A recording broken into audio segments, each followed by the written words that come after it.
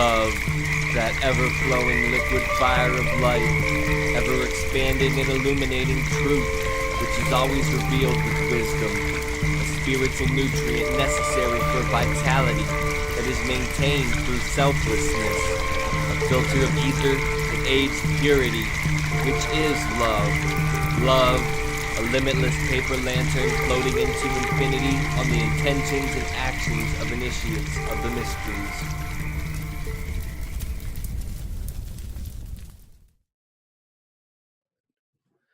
All right, welcome everybody. We have a special guest with us, Erica Middlemiss. Erica, how are you doing? Hi, Ross. How are you? I am well, thank you. Yourself? Great. Very good. Thank you for having me. Thank you for coming back on. I had told you before we started recording that I was just going to kind of drop the show in your lap and be your student, but ask questions. So drop some knowledge on us, Erica. Oh yeah, right away. Let's just do this. Just diving right in. So you had asked me about talking about Tantra, sexual union, and relationships. Mm-hmm. And this is something I study a little bit about and also something I have experience with. So I have a little bit to say. Where do you want to start? I mean, you can start with personal experience, what you like, how you got into studying this. Okay. So when it comes down to sexual union, alchemical marriage, what that really is energy transfer. And that is based on our chakra systems and how they're balanced, how they shine. And each one of us has a different harmony going on in our 7 colors, and it changes day to day, moment to moment, with our thoughts and actions, whether we have blockages or whether we don't, whether we're open, right, or whether we're not.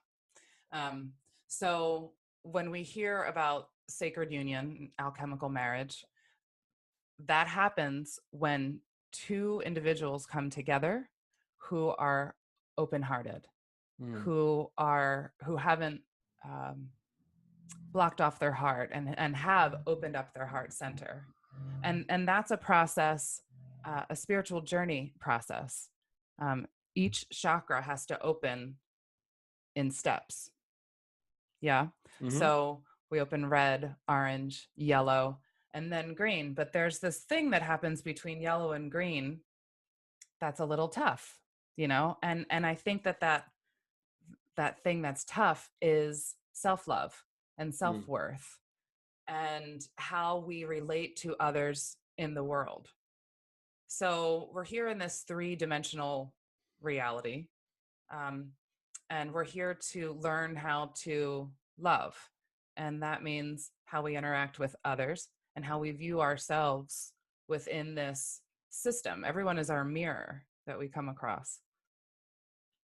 And if we start to look upon our mirrors and feel unworthy, that's something that's going on within our own selves, not loving ourselves. And so if we can't love ourselves, we can't open our heart. We can't open our heart to ourselves. We can't open it to anyone else. Mm-hmm. So in order to have a relationship of sacred union in your life, you first need to open your heart. Mm-hmm. and come to that understanding that love is all you are, and that there is no one better than you, and there's no one less than you, and there's no competition. Everyone has their own special gifts, and we're all different for these beautiful reasons, and it doesn't make one better or less, right? Mm-hmm. And so we have to do a lot of internal work within ourselves to get to that place. So when you hear that old cliche, you're not going to bring in a loving partner who loves you to this extent unless you love yourself. Well, that really is just the case. You have to love yourself first in order to bring in that partner. And you attract what you put out. Yeah. And in this world where we're constantly being bombarded with things that make us feel less than, that's kind of a tough job to do. Mm-hmm. Um, so yeah, that's step one, is clearing out all that old stuff and letting it all go, letting go of fear, um, and really loving yourself. Then you can invite this partner into your life. And then once that partner comes in, you know it by the look in their eye immediately. Your souls immediately connect at this depth that you've never felt before. And in my own personal experience, I remember that moment exactly with when our eyes met. And everyone around us also recognized that this was a partnership that had been in existence for a long time, even though we had just met in this realm. The next thing that was interesting that happened was we were at a conference and we had met there. So and we wound up staying in the same house together. But spent the first few days just getting to know each other as friends and in a small group of about 6 of us, a nice tight group where we were doing a lot of really being vulnerable with each other and processing. And so we went through a lot together. And in these moments of friendship and eye gazing, there was a moment where our foreheads just touched as we were doing that. And we both looked at each other like, whoa, wow. So our immediate coming together was first our eyes and then here, like Avatar. And it was innate. It was just like we were like magnets. And then when you're open-hearted, right, you can feel energies a lot more. This energy just shoots up, and you can feel it. It's this immense joy. That's hard to describe in words. So, okay. So as far as the sexual energy transfer goes, that has a lot to do with running your own energies too. And you can work with this by running your own energies. You can use your mind and your intention to really pull energy up and spread it out this way. And when you get two love beings coming together, uniting the sacred masculine and feminine, wow, it's super powerful. You should see the colors. They're like nothing I've ever seen before. And I've been noticing this happening a lot lately, and also this concept very much being present within this alternative media. A lot of articles being written about this right now. And that's been happening ever since the eclipse. Have you noticed?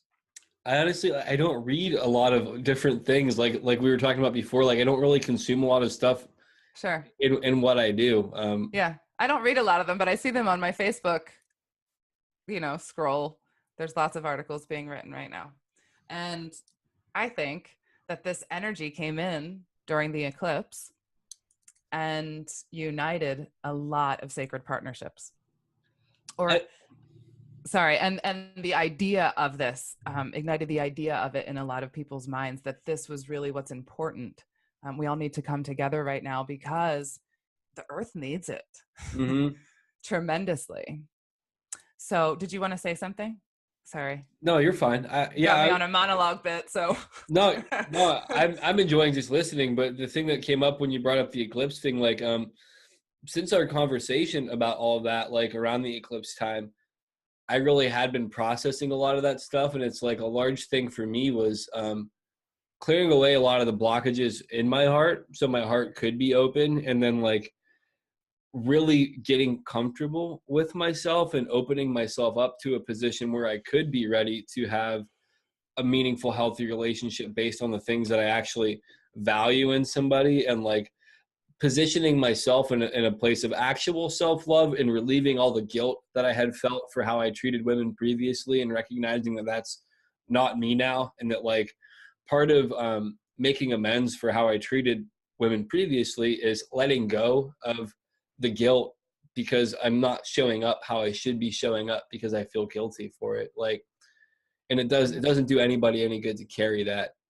So it's like, that's been very present for me. And then people within the Positive Head group and other people that I've talked to directly have really been on this journey of identifying things within themselves, within their relationships, like connecting to that love as well. So I would say that what I've witnessed in my own personal experience is really in tune with what you're saying. And I would say that that really kind of was the energy that was brought in. Yeah. Yeah. Good. Amazing. And what you're talking about is forgiveness, forgiving yourself because you didn't know any better when you were doing all of that.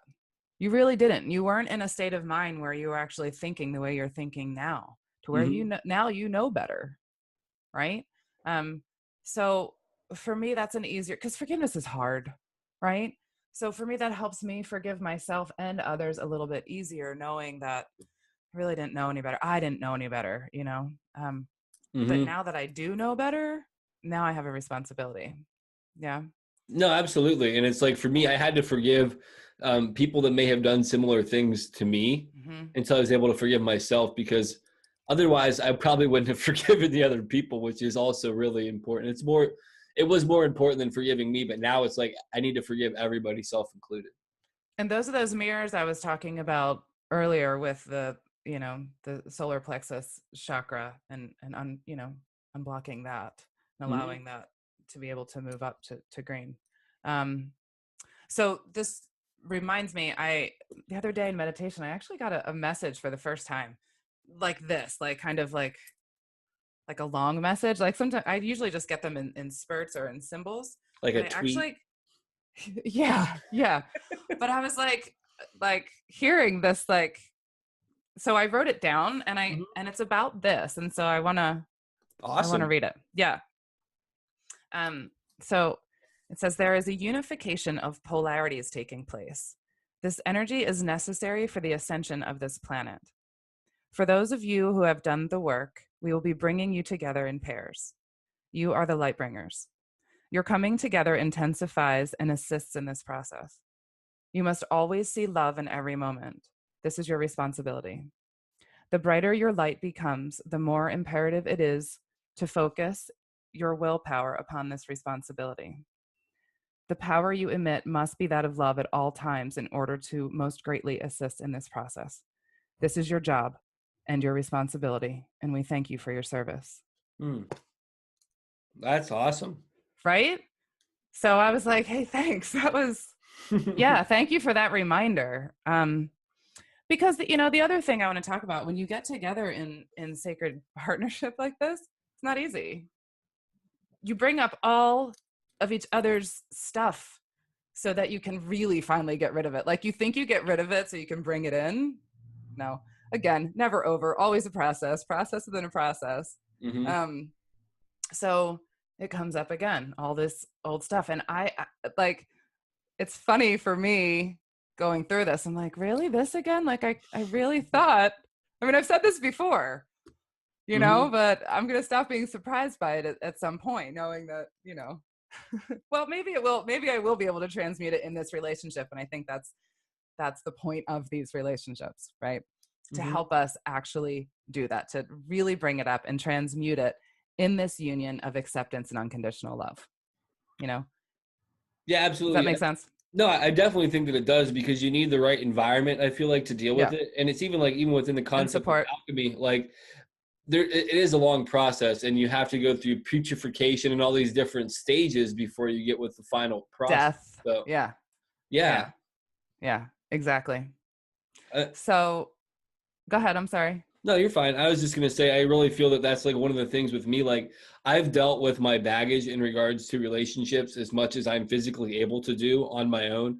And in order for me to move forward in relationships, I need to find a supportive person who is going to be able to help support me and work through that and kind of quiet some of those fears, slay some of those demons with me, and help me move forward, because there's some shit I just can't pull out myself, I guess. Right. Well, right. We all need help. And I think that that's something that is really good to recognize.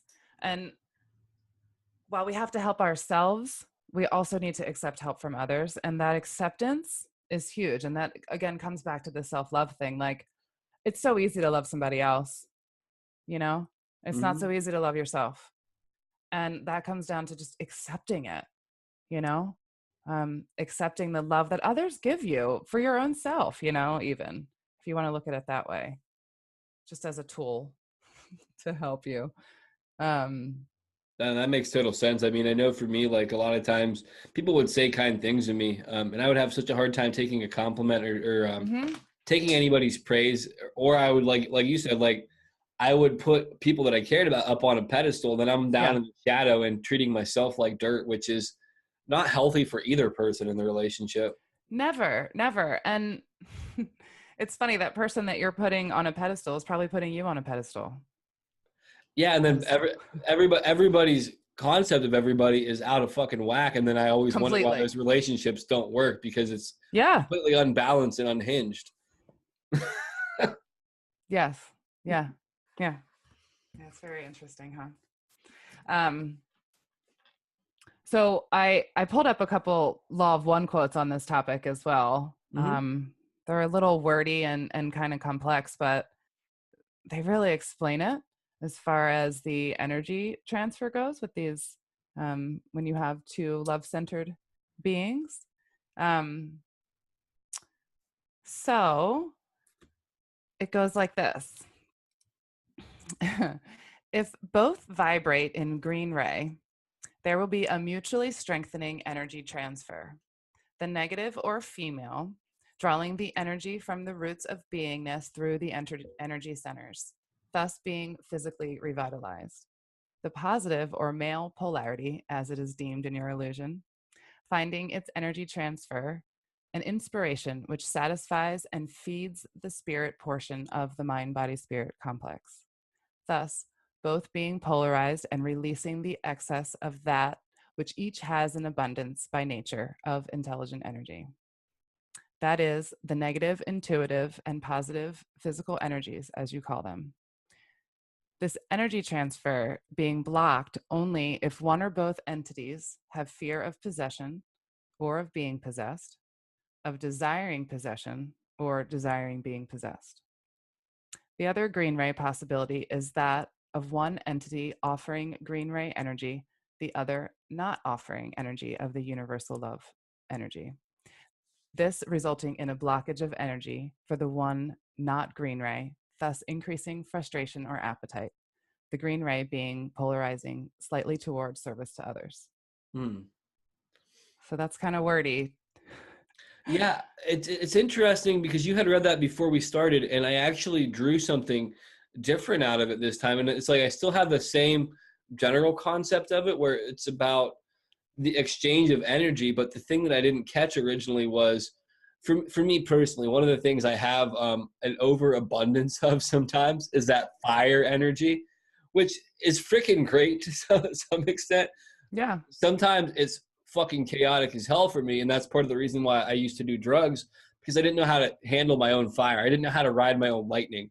And from what that is saying is I can give some of that excess energy away through tantric practice and stuff like that, and then and I will receive some of that more passive receptive energy, which is one of the things that I'm really trying to cultivate in my life. And I'm substantially better about it, but it's also something I can only fill so much of it up myself. I feel like I can only do so much.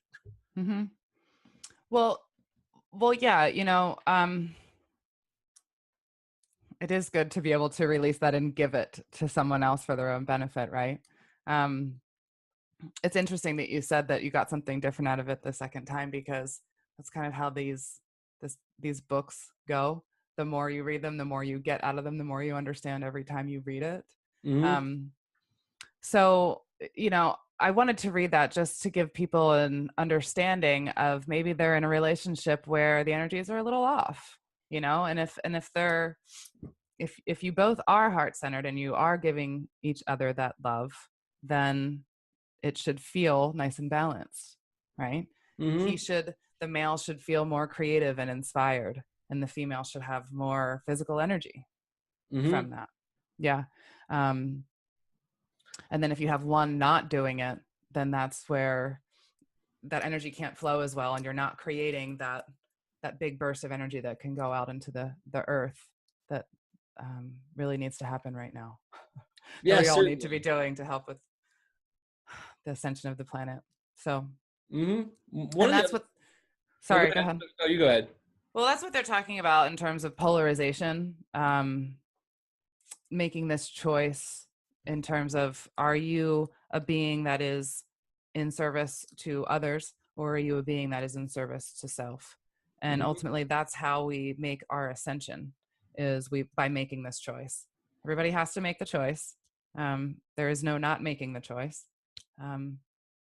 But most of us sit here in this limbo of not quite making that choice, and that's what we have to do right now. And so that's why this union is also so important, because it's going to help to catalyze making that choice.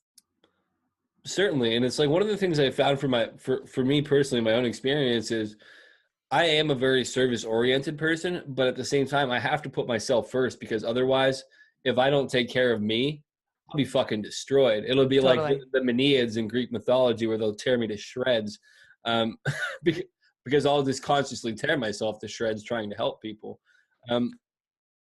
One of the things I wanted to touch on too, that like took on a deeper meaning to me this time that you read through it, is how it talked about when it was talking about one trying to possess or wanting to be possessed.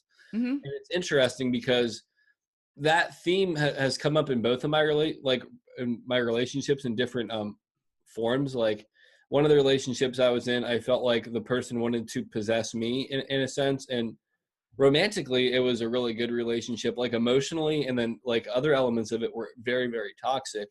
And then in the most recent relationship that I was in, like 5 years ago or something like that, it was like I very much wanted to possess her. And it was interesting because in the previous relationship to my most recent one, where she wanted to possess me, I felt like I couldn't be satisfied enough sexually. There was no limit to the craving of that. And then as far as the other relationship where I wanted to possess her, I had the exact opposite problem, where I was not sexually into it at all. And then I also had issues with I had said that I was going to talk about this stuff before, because I feel it's important for guys to talk about this stuff, but with like premature ejaculation and erectile dysfunction. And it's like, so that created this whole other slew of problems. And then the psychological element of that really screwed me up. And I had understood within a couple of years that it was like, it was because my body wasn't into it, because it wasn't a healthy relationship romantically in lots of ways.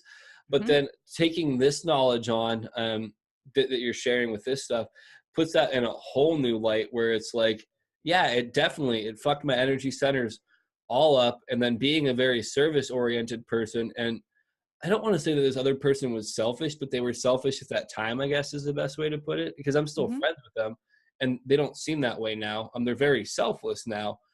But people change. But regardless, my shit was messed up. That messed it up more because of my own participation. No blame on them, because of how I approached it. But it's interesting to hear that. I just wanted to address that. Yeah. And that's exactly how it works, you know? And when you start that process too, sometimes it can snowball because of our conscious mind, just with that fear, right? Creating more of the lower center blockages. And then it gets harder and harder. And that's how you know relationships aren't right, when you feel that way. Yeah. And that's one of the things too about like the fear element of it, because even within that relationship, she had physically told me that the issues with the erectile dysfunction and the other thing were essentially based upon my own fear, and it was all generated in my mind. None of it was relative to physical issues with my body, but I was so like up in my head. I'm like, there's no freaking way my shit's broken. And it's funny now because I recognize how untrue that really was. And I feel that like as a dude who's experienced that and also come out on the other side of it, I feel like it's important to talk about that, because it's not like, it's not a medical problem a lot of the time. I feel like it's a psychological problem. It's a spiritual energy problem. It's about how you're introducing yourself to the world problem, not about medication or who you're with problem. So right. So if you want to talk about like the extreme of a spiritual energy, problem, a root chakra blockage there, that's when you see this like that rapist archetype, that plunderer, it's this insatiable power, fear thing there. Our chakra centers super important to work with, and only allow thoughts of love and loving energy, because that's what keeps them balanced. Root chakra definitely is something that I've had to work on, and I don't want to get into my past too much, but I could definitely never a rapist, but definitely misused that energy and approach situations in an unhealthy way for every person involved. And it's there's the control, fear, right, all that stuff in there. For sure. There's a lot to this topic. We don't have time to get into it all. No, I feel you. I wanted to read another Law of One quote that talks about what this coming together in sacred union actually means for us. So again, excuse this old English verbiage, but it starts with the bisexual knowing of the creator by itself has the potential for two advantages. And what that means is the coming together of male and female knowing each other in and of themselves as the creator, right? So firstly, in the green right activated being, there is a potential for direct and simple analog of what you may call joy, the spiritual or metaphysical nature which exists in intelligent energy. This is a great aid to the comprehension of a truer nature of beingness. The other potential advantage of bisexual reproductive acts is the possibility of a sacramental understanding or connection, shall we say, with the gateway to intelligent infinity. For with appropriate preparation, work in what you may call magic may be done, and experiences of intelligent infinity may be had. The positively oriented individuals concentrating upon this method of reaching intelligent infinity then, through the seeking or the act of will, are able to direct this infinite intelligence to the work these entities desire to do, whether it be knowledge of service or ability to heal, or whatever service to others is desired. And I love that, because that's, in my experience, that's what's happening, is that we are so ignited in service to others in this union. I'll just say it simply like that. Like, we know that this union can heal the world, and we just want to help do that more and more. Because this potential exists for everyone, and it comes down to everybody doing the own personal work. I always say this is like, I'm a broken record. This is everybody's personal responsibility to do this within themselves, for themselves. It has to come first, that alchemical marriage within your own self of both your polarities. And I love how you brought that up. And then it comes from outside to do the same thing. Oh, this reminds me of a quote from the Gospel of Thomas. Jesus said to them, "When you make the two one, and when you make the inside like the outside, and the outside like the inside, and the upper like the lower, and when you make male and female into a single one, then you will enter the kingdom." That's the Gospel of Thomas. So that's pretty powerful. From there. Earlier on in this podcast, I did an episode on the sacred masculine and the sacred feminine, and I said I was going to do one on the divine union, but right now they were on like a honeymoon period, and then I would they would have to I would get back to it when I understood it better. And it's cool how you brought up that it has to happen internally, because that's one of the conclusions that I've came to. And I don't feel that's something that can necessarily be articulated in words unless you get it. Cause like, Yeah. I'm sure I've heard that at times, but like until I actually understood that, like I had to make peace with both of those entities or elements in myself. And it's like, I was okay with the feminine elements of myself. I had a very hard time embracing the masculine elements of myself because how I'd misused them. And it's like through everything with the eclipse, balancing that energy, getting rid of the guilt, accepting it, and being like, it's okay, dude. You're not on the couch anymore. You can like, you're allowed back in the party. Just don't be a dick. Right. Like, Right. It really has brought me to a space where when I meet the right person, I can show up in the right way and build something meaningful. The other thing that I liked about what you just read, the first, the second quote, not the one from the Gospel of Thomas, was really how it talks about this. It says bisexual, but my concept is like androgynous source energy that splits into these other two principles. And then for me, it's like I've had profound experiences without consciously seeking them out within sex where I felt this unification. Granted, I was on psychedelics at those times, but like I felt like I was having sex with one, like I was like one being in some way. And that had happened to me with pretty much every one of the women I was in a serious relationship with at some point or another. So it was like, I feel like I've always been switched on at that level in some way. It's just not having the conscious functionality or knowing of what that was, and Right. then transferring energy with people that might not have been on the same level, or they might have been on a higher level than me, and I'm mixing my dirt ass like busted up root chakra with them. That's all right. You only help them be greater service. Right? That's a good way to put it. Like, Yeah. that's a good way to focus on the positive after I talk about my busted ass root chakra. Sorry, I had to, funny. I had to No, put but something in there. the point you just made is a really good one of, the creator doesn't have duality. The creator is one, androgynous. Yeah. And this is one of the ways we split when we came down here, to have this dualism, the male and the female, a way for the creator to know itself. Right? Like, what a beautiful, beautiful way to separate these two parts, right? And have them come back together in full knowing and unity and oneness again. Yeah, and it definitely comes back to that, like why you have to have that love of self, because if you don't have that love of self, you can't show up for the other person like it is.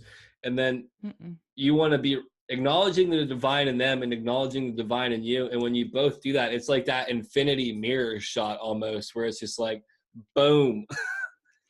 That's why the caduceus is the symbol, right? Like, you have these two energies just coming together, becoming one, and like flying out, right? Sending that all out. It's beautiful. That's super heavy. Yeah. That's super heavy. Yeah. I know there's a lot to this. There's so many symbols. I mean, studying alchemy is really the secrets here.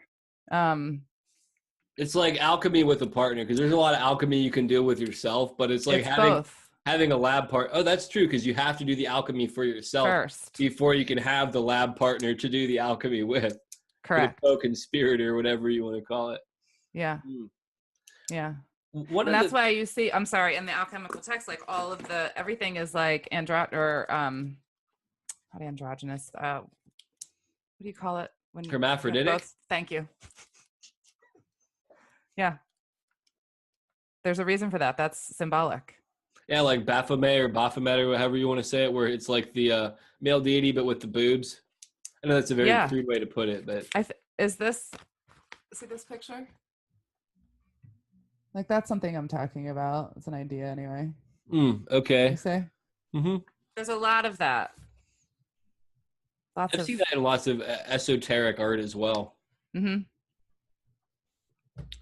Yeah, the symbolism of that stuff really holds profound meanings, I feel like, when you start to digest all these concepts. Yes. Yeah, for sure. Here's a quote I actually wanted to to read. I'll just show you this picture really quick Hmm. because this is very significant in terms of our conversation. So from a man and woman make a circle, then a square, then a triangle, finally a circle, and you will obtain the Philosopher's Stone. Damn, I'm going to need to meditate on that one. Oh, yeah. Hi, that's a lot. Alchemy is, it's written in such secretive symbolism that you really need to break it apart. The coolest thing about it is it's all in plain sight. Everything's in plain sight. And I really feel all like around us, everywhere. I really feel like a lot of the symbols are only there for after you know it, because after you know it and you see it, you're like, so I was right about that, because now it makes complete sense, but it wouldn't make sense unless I experienced it. Like you can't figure it out until you know it, I feel like. It's that the stone that the builder refused should always be the head cornerstone. We all walk around refusing it when it's right in front of our face. It's quite the trip. That's how so much of this spiritual stuff is. Like my mind's blown by the simplicity and the complexity of it at the same time. And then going back to things with a different level of understanding, be like, oh, I totally get it now. And then like a year later being like, but I forgot about this whole other huge piece of it. That was just the tip of the iceberg. And it's like, it goes off into that like infinity shot again. So there's that like another alchemical symbol of the serpent biting its tail, you know, it starts simple. You go down into the depths of the death and complexity and all the muck and the mire, and then you come back around to it being simple again, back to the whole, back to the oneness. Yeah, that's the trip of it all. It's kind of like the full journey, but you have to go on the journey too. The whole get it. It's just like the hero's journey. It's all the same thing. It's all the same symbolism. Totally. That's I'm really gonna have to digest that symbol thing, because now I'm fascinated by it. One of the things about that image though was it was the people, like the image was portrayed on a brick wall, and the only part of the brick wall that was cleared away was the shapes and then the people themselves. So it's like that's kind of the porthole or the hole in the wall that like a lot of people lock themselves out with, I feel like. I don't know. That's one of the things I took from it, just from basic symbol interpretation. I'm gonna have the to illusion of this material world that we are in learning this lesson that's the symbol of the box is our material illusion. I think it's cool too how he's kind of geometrically measuring it out. So that says a lot about sacred geometry and vibration and energy, right? The structure of it, sound, vibration, you know, that makes a structure, the energetic patterns. I get it, but like I don't get it. Because there's so much to get. I know, I don't fully get it either, but I'm working on getting it, and I do understand a lot of it. It's just you can't articulate it when you get it. That's how that stuff, you know, or you don't. And you're not. Yeah. And there's this thing. You have to get it for yourself. Nobody can teach this to you. Absolutely. Nobody. This is something you find within. Otherwise, you don't believe it. You know, that's why it's hidden in plain sight. No, I definitely get that. I don't get that particular thing, but there's things that I've learned where it's like, I totally understand that concept. And it goes to that whole thing of that Hermes said, and I want to say the Emerald Tablets or the Kabbalion, where he's like, cast not ye pearls in front of swine or whatever. And it's like, you can't just go around saying this shit, because then people are going to think you're fucking crazy. They're not going to get it anyhow, and it's just a waste of your energy. Even if you could articulate these things in sensible ways, people still don't get it. You have to if they're not ready, they have to be ready. That's the caveat. Yeah. Yep. One of the things that I wanted to touch on that I think you might have some insight into as well, Tantra itself isn't just sexual acts as well, right? There's a lot of intimacy based upon meditation, energy transfers, things like that can be consciously done with clothes on in just regular settings. Completely. Do you have any insight into that as to some practices, ideas, or experiences along those lines? Yeah, eye gazing. Okay. Eye gazing is such a beautiful tantric practice. just sitting there with your partner and staring into each other's eyes. You just have to do it to understand it and see what it feels like. I definitely get that. I'm a professional eye gazer. Yeah. Yeah. Then there's also, you can do like step 2 from that. And this is something that, again, like we innately do, where we put our hand on each other's hearts, and eye gaze for a little bit as well. There's also, I mean, I haven't practiced this myself, but I've seen some like chakra breathing, where you're actually pulling up the energy through each chakra with your breath together. Okay, I've done that by myself. It would be cool to do that with somebody. Yeah. And I think one of the main things with it is to, like, when you are being physically intimate, like being very present and being very vulnerable, and surrendering, allowing and being very sure that, like, when you're going through that orgasmic moment, that your intentions are very clear as to what you're doing with this energy. Like, you got to make sure that your thoughts are really like with your partner in love. Like, you didn't space off or go somewhere, and you can really, with your intention, do a lot with that energy. And that's the whole point. You can accept some for yourself, give some to your partner, spew it out to the world, which is something that I do. Because, it's infinite. Like, the amount of energy is so huge. You don't need that much. You just need like this. So the rest of it you can pour out. Yeah. And if you hold on to that energy, if like there's a way where you harness too much of it for yourself, there would be negative consequences. Yes, there can be. Yeah, for sure. Yeah, and you have to be a little careful about, like, not overpowering your partner.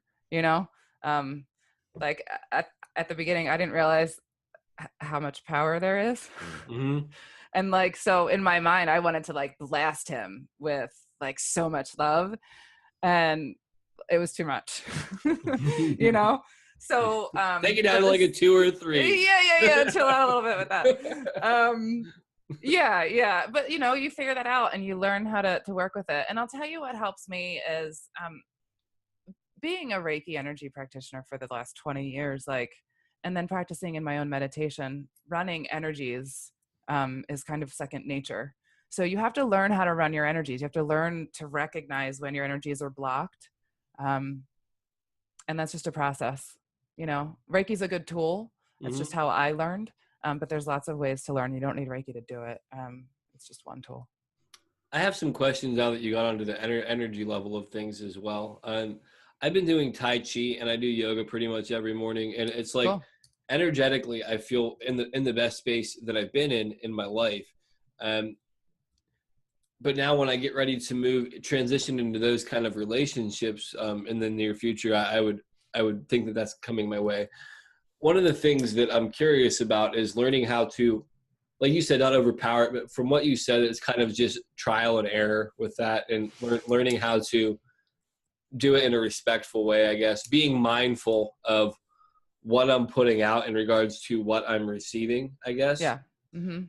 But like, is there any other methodology for working with energy, or just kind of play with it and see what I come up with for myself?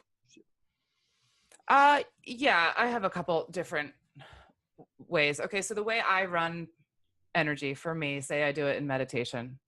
So we have 2 polarities, our masculine and our feminine. And our feminine comes from our root, and our masculine comes from our crown. And so all that receptive energy you pull up from your root, and only creator energy comes from the root. So, and there's a mental process that I go through where I connect with the creator energy, and then I connect with what I term, and I also got this from Law of One teachings, not universal energies, which a lot of people do, which it's that as well, but I connect with the recognition and the knowing and acceptance of the light and love that I am, that is within me, right? Higher self. Yeah, like that recognition of this love that is me, right? And where these two energies meet is what I give out to the world, where I vibrate. And it meets like right in your heart, basically, if I'm not mistaken. If you're vibrating at your love center, yes. You're doing it right. Okay. So for me, I try to focus that. And if I don't feel it there, then I'm like, okay, what's going on? Where am I blocked? And I'll ask questions and say I don't get answers. Then I just ask for help. I always ask for help. I ask for help every day in that recognition of the fact that I am love and light in every single cell of my beingness, in this vehicle of my soul, you know, that really all I am is this tiny little spark within this vehicle that is nothing but love. And so the more I can do that on a daily and ask for help in remembering that, because all we need to do is remember that, right? Keeps this open. And all our power comes from here. All our power is from center, from heart. Love is the greatest power in the world, in the universe, and in all of creation. So it all comes from here. And so, the third part of that is then I allow these energies to flow through me and then out of me in service to others. And I've recently added allowing myself to accept some of it because I wasn't doing that for a while. I was just pouring it all out. And then I was told one day in meditation, like, you know, you have to allow some of that for yourself. You can pour it out all you want, but, you know, allow yourself to accept a little bit. And that helps in the self-love piece. Yeah, you definitely don't want to shortchange yourself. No, and, you know, that goes back to what you were talking about earlier with loving yourself and loving others. And kind of, we have this hard time with like, well, it feels selfish to love myself and put myself first. But again, this is that put your own oxygen mask on first, because if you're not helping yourself, you can't help others, or that help that you're giving others isn't the right kind of help or the best kind of help that it could be for them. And so when you can think of yourself, ourselves, as one within the whole, then you don't feel so selfish, because you're doing this for the whole. It's not just for you. You're doing it in service to the creator, in service to the whole, in service to the unity of all that is and all that you are. Yeah, it's like a greater good thing. Like I honor myself by exercising, by eating right, by showing up the best way, treating myself well for the creator, and so I can show up better for other people, because if I'm not at my best, I can't show up as my best. Correct. Yes. Totally. And that's what's called being in service to others. Yeah. Selfishly selfless. Exactly. Yeah, it's really important. Really, totally. That's one of the concepts I never really got, because I don't feel that element is really taught to many people, because in modern culture, we're taught that selfish to look out for ourselves, or that we shouldn't really care about other people. And it's like, you need both of those things. You need both the left hand and right hand paths, as they say in some circles or whatever. You need the middle path. I think, you know, we all need to kind of like, anything that modern culture has taught us, we can just like let that go and do the opposite. Right. Like, it has all been to like program us away from our power. I mean, I was thinking about this morning, the Holy Trinity. Jesus, they even screwed with that. Like, I'm going to calm down a little bit here. Yeah, but the concept of it is good. The feminine out of the Trinity. You know, it's not Father, Son, Holy Spirit. Isn't it Mother, Father, Holy Spirit? Or Mother, Father, Child, right? Yeah. Because spirit and child are really kind of the same freaking thing in my mind. My Holy Trinity's body, mind, and soul, or whatever. But yeah, it does go into element. It does go into the element you're talking about as well. I'm talking about with the church and what they did with the power, the sacred knowledge. Yeah, that's what this is that we're talking about. This is why sex has been demonized, because this is where the power is. That makes total sense. Yeah. That's why they made women evil within the concept of the church, and they ruined the knowledge of everything, because all of that whole. That's why Mary Magdalene was a whore. Are you kidding? Oh my goodness. It's like probably one of the most frustrating things to me that the church did was to denounce the sacred feminine. But it's beautiful right now that we're all getting it, that this is what has happened to us. And no matter how hard the material world tries, love always wins in the end. So, and it's happening. Yeah, I mean, how could it not? Even if things physically crumble, love will still win because it's what we all came from. There can't lose. It's a rigged system. So, this totally reminds me of this book that I've read before and I'm picking up recently to read. And it's an excellent book that I'd like to recommend for everyone who's interested in this topic, because it deals a lot with the ceremony of sacred union and the ancient, mystical practices in the mystery schools. It's called The Mists of Avalon. Mm-hmm. Marion Zimmer Bradley, I think, is the author. It is a very, very big book. Probably my favorite book of all time. It's a story told from the perspective of a priestess of Avalon. And that's enough, right?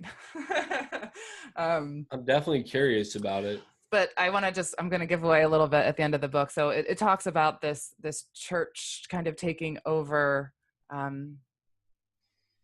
the land, and this is where witches first started to become evil, right?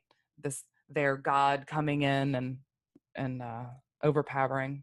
Mm-hmm. And at the end of the book, it ends with the silver lining where the priestess walks into a nunnery that was built in the isle near where Avalon was, and which is the only thing that people could see at that point, because Avalon was now so far out, because the world had succeeded in making it kind of disappear.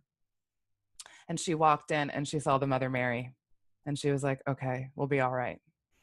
So that was pretty interesting way to end the book, was that like, okay, they've tried, but Great Mother will always be here. So no, that's pretty powerful. Yeah, I'll definitely have to check that out at some point. It sounds interesting to me, and I definitely feel that part of the reason the world's so out of whack is because of the denial of sacred feminine and all of that. Mm-hmm. Without a doubt. Yeah. Indeed. I had one last question that I wanted to ask you. One of the things that I've read, and since you work with energy healing, I definitely feel that you would be suited to know, and it stands to reason there could be different modalities, or that there is different modalities without a doubt. Sure. But the one book that I've read talked about how all healing is actually done from sacral or sexual energy in a sense, and it's just a matter of how it's processed and refined. What is your take on that? So that sexual energy is that infinite intelligence that the law of one was talking about, this that spark of light, that love. Mm-hmm. It's all the same thing. Yeah. So that light and love that's created in that sexual union is a very healing energy. It's all the same energy, though. It's not just the sexual energy. It's just, it's a good expression of that Kundalini energy, right? Like, it's all the same energy. It's all infinite intelligence. Healing happens, though. I thought you were going to ask me a different question. Healing doesn't happen in the physical body. Healing happens in the soul. Yeah, healing happens in your indigo body, which is your higher self, or sixth body, right? It has to be accepted there first, and then it can be transferred to the body. Trickle down healonomics. Exactly. Yeah. Yeah. Healing's not physical. That's one of the things that, like, before I started everything with mental health and like going through that process, I definitely like didn't believe in healing in lots of ways because I didn't understand how physically those things could happen. But through the things that I've been through, I understand that like it happens spiritually and then maybe mentally. Like it filters down through those things. And then maybe once it hits mentally, it could manifest on a physical form. But it definitely isn't about somebody waving their hand and like a bone being fixed. It's about those wounds to the soul or spirit, or like what you were saying. I'm not familiar with the indigo body, but that makes sense that there would be different layers, kind of like a Russian nesting doll or whatever. Yeah, we have 7 chakras. We have 7 bodies. Right? Does that make sense? Yeah. 7 is repeated throughout the universe within macrocosm to the microcosm over and over again. 7 colors of the rainbow, 7 musical notes, 7 chakras, 7 bodies. La la la. That's why Seven's a lucky big sevens number. are good. Yeah. Like 777s are good or whatever. Yeah. Yeah. I dig There's it. a lot in these numbers. Oh, I definitely agree with that, without a doubt. Yeah. There's just so much to learn. It's like I can't learn it all, and I can't be a master of all of it. We'll never learn it all. And I think when we get that, it's like very peaceful and humbling that there's just so much that I'll never know. As much as I can try to study and learn every day, the more I do that, the more I learn. There's so much more. Yeah, it's never ending. It'll never end. The ultimate knowledge is knowing you can't know it all. Right. Doing Right. what you can. Right. Well, ultimately, too, it's funny. You don't really need all the knowledge if you can just figure out alchemy. Mm. You get the Philosopher's Stone. That's it. It's kind of like what was in that Tao reading that you had read before we started talking too, where it's like once you get to that certain level of gnosis or knowing, just like you're saying with the Philosopher's Stone, everything really kind of becomes irrelevant in a sense because you're in infinity. It's just details. Yeah, everything's transient, everything's like nothing's set, and it's like things are always going to change, and I don't know, like it just doesn't matter in this. It matters, but it doesn't. You're right, and it's funny because it's like as we're talking about this, it's almost like so maybe somebody's watching thinking like that we actually like fully get this every day, 24/7, and it's not the case. Like I know this, I have a knowing, I get that that's real, but to actually translate it into my 24/7, that's the hard part. Yeah, it's easy to have a conversation about it, but to live this shit all the time and like live, eat, sleep, and breathe it, hell no. Yeah, neither one of us would be here anymore. I would have transcended by now, right. And this is something that has come up for me this week, totally off topic, but there is this idea out there that if there's a healer or a speaker or a teacher speaking on something that they're, they know it all, they've figured it all out and they're completely healed. Not true. Not in the slightest bit true. I've never met a healer that didn't need healing ever. I mean, I don't know anybody that's like rainbow body master. So until that point, I'm just going to stick with what I just said. I definitely agree with that too. That's one of the things that like, before I really got into this in like any real depth, like I thought that there were people that were like so far elevated. They like literally never got angry, never went through any of this stuff. And like, didn't have like this terrestrial experience. And the more I get into this, I'm like, no, everybody's fucking people. And it's like, everybody has their shit for sure. Yeah. Nobody gets it all the time. Enlightenment isn't a fixed state. Like, all these like cultural illusions are like misconceptions of things. And again, I don't even know all of those too. Like, don't let me fool myself into thinking that I know what the fuck I'm talking about completely. But it's like, no, none of us really do. Yeah, absolutely. And it's like, it's cool to be in that state and be like, all these people are people. I'm just a person. I'm going to make mistakes. I can't hold anybody to such an infallible standard. And I would never want to be held to an infallible standard because I'm completely fallible. Right. Yep. Perfectly imperfect. Absolutely. Thank you so much, Erica. Like I got so much out of what you shared, and it was cool to like hear you go off on that topic and then be able to like ask some questions and kind of take like a back seat and be in like a different role. I enjoyed that so much. Like I hope to do something like that again with you sometime. Cool. And I really think that you should consider like maybe doing some things with monologues yourself, because I felt that you were really well suited for presenting information in that format as well. Not that it was a strict monologue, but I could definitely see you doing that in a very meaningful way. Thank you. Yeah, I actually intend on putting this together in a more coherent type of presentation, visual aids and everything. Awesome. So yeah, this is important information and everybody needs it. And so, yep, it's part of it, part of the work. For sure. Do you have anything? So thank you. No, you're welcome. Do you have anything you want to leave us with before we sign off? let's see. I just, like I always do, I want everybody to meditate and love yourself every day. Just ask for help. Ask for help in loving yourself. If you can't do it, then fine, surrender. Just help me. Help me love myself. And every day you do that, it gets easier, I promise. Just got to do it. Do it every day. Don't believe. Don't follow. Do not consume. Do not watch. Largely what I'm talking about here is reclaiming experience.